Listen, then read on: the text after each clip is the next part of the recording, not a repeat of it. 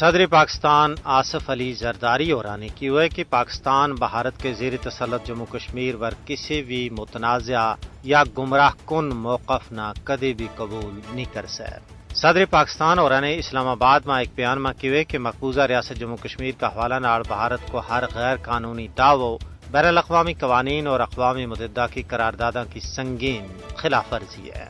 انہوں نے کہا کہ افغان قیادت نے مقبوضہ ریاست جموں کشمیر کا عوام کی جد و جہد آزادی تو منہ موڑ کے تاریخ اور امت دعا کے نال ناانصافی کی ہے، جبکہ عبوری افغان حکومت کی سرزمین تو فتنہ الخوارج کا حملہ اقوام متحدہ کی رپورٹاں تو ثابت شدہ حقیقت ہیں۔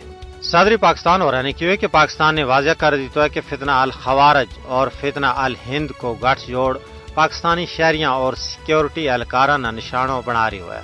انہوں نے کہا کہ افغان قیادت پاکستان مخالف دہشت گرد عناصر کا خاتمہ واسطے عملی اقدامات کرے۔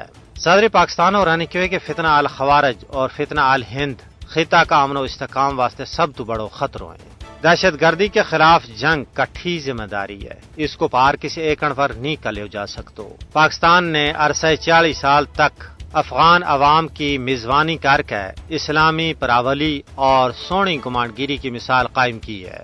ماہرین کو کہنا ہے کہ صدر پاکستان اور کا بیان تو پاکستان کا موقف کی وائی پختگی اور وضاحت چمک رہی ہے، جیڑی ہمیشہ تو مسئلہ کشمیر پر اختیار کی جاتی رہی۔ یہ بیان پاکستان کا سفارتی اور سلامتی کا موقف نہ مزید مضبوط کرے اور عالمی برادری نہ باور کراوے کہ کشمیر کا مسئلہ اور دہشت گردی کا چیلنجز پر پاکستان کو موقف اصولی اور بین الاقوامی قوانین کے عین مطابق ہے۔